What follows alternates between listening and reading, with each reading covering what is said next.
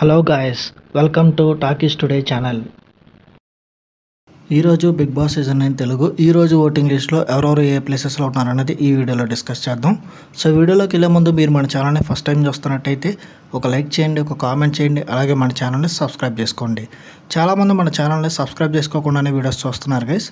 మీరు సబ్స్క్రైబ్ చేసుకుని చూడడం వల్ల ఛానల్కి అంత ఎంకరేజ్మెంట్గా ఉంటుంది. సో సబ్స్క్రైబ్ చేసుకుని వీడియోస్ చూడండి. ఇంకా లేట్ చేయకుండా వీడియోలోకి వెళ్ళిపోదాం. Let's get started. Bigg Boss season 9 Telugu voting analysis. ఈరోజు ఎవరెవరు ఏ ప్లేసెస్లో ఉన్నారనేది ఈ వీడియోలో క్లియర్గా చెప్తాను. ఎవరు టాప్లో ఉన్నారు, ఎవరు ప్లేసెస్ చేంజ్ అయ్యి, ఎవరు డేంజర్ జోన్లో ఉన్నారు, ఈ వీక్ ఎవరు ఎలిమినేట్ అయ్యే అవకాశాలు చాలా ఎక్కువగా ఉన్నాయి అనేది ఈ వీడియోలో చాలా క్లియర్గా షార్ట్ అండ్ స్వీట్గా చెప్పేస్తాను. సో వీడియోని ఎక్కడ స్కిప్ చేయకుండా ఎండ్ వరకు చూడండి. ఓటింగ్లో ఫస్ట్ ప్లేస్లో యాజ్ యూజువల్ తనుజ గారే ఉన్నారు. తనుజ గారు ఓటింగ్ అసలు డౌనే కావట్లేదు. ఎంటైర్ కంటెంట్ మొత్తం తనుజ గారి చుట్టూనే తిరుగుతుంది. బిగ్ బాస్ హౌస్లో ఏదర్ పాజిటివ్ ఏదర్ నెగిటివ్ అందరూ తనుజ గారి చుట్టూనే తిరుగుతున్నారు గేమ్ మొత్తం. తను గేమ్ కొంచెం రీసెంట్ వీక్స్తో కంపేర్ చేసుకుంటే కొంచెం డల్ అయ్యింది. తను కొంచెం నెగిటివ్ కంటెంట్ కూడా ఇస్తుంది. అయినా కూడా మొదటి నుంచి తను రెగ్యులర్గా కంటిన్యూషన్ ఓటింగ్ అనాలిసిస్లో ఉండడం వల్ల తన ఓటింగ్ అనేది కన్సిస్టెంట్గా టాప్లోనే కంటిన్యూ అవుతుంది. సో తనకే ఎక్కువ ఛాన్సెస్ ఉన్నాయి. ఒకవేళ ఇదే నెగిటివిటీ కంటిన్యూ అయితే ఇంకెవరన్నా టాప్లోకి వచ్చే అవకాశం ఉంది. లేదు అంటే తనుజ గారికి చాలా హై ఛాన్సెస్ ఉన్నాయి ఫస్ట్ ప్లేస్ని అట్లాగే కాపాడుకోవడానికి. సో ఓటింగ్లో తన place as usual first place.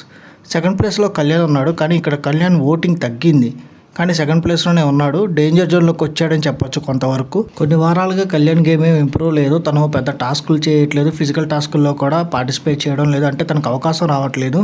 తను ఏదైతే ఫస్ట్ 2 వీక్స్ డౌన్ అయ్యి ఆ తర్వాత హైలైట్ అయ్యాడో ఇప్పుడు అది కొంచెం కొంచెంగా డౌన్ అవుతున్నట్టుగా కనిపిస్తుంది. ఇట్లాగే కంటిన్యూ అయితే కళ్యాణ్ ఇంకా డేంజర్ జోన్లో వెళ్ళే అవకాశం అయితే ఉంది.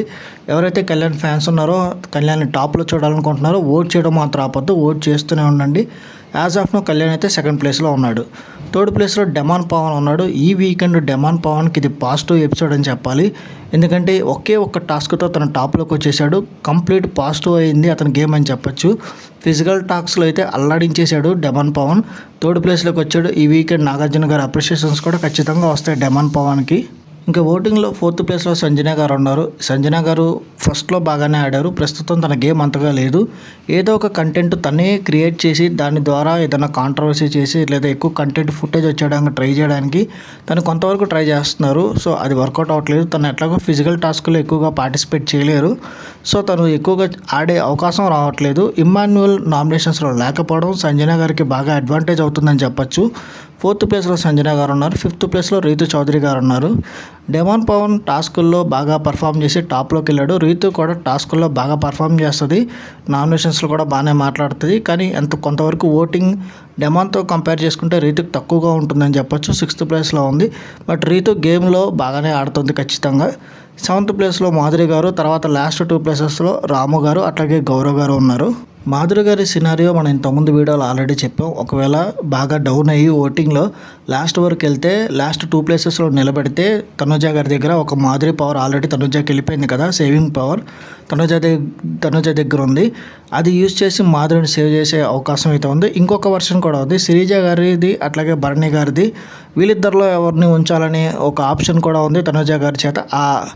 ఏదైతే పవర్ ఉందో అది బిగ్ బాస్ టీమ్ మేనేజ్మెంట్ చాలా తెలివిగా యూజ్ చేపిస్తారు తనుజ గారి చేత.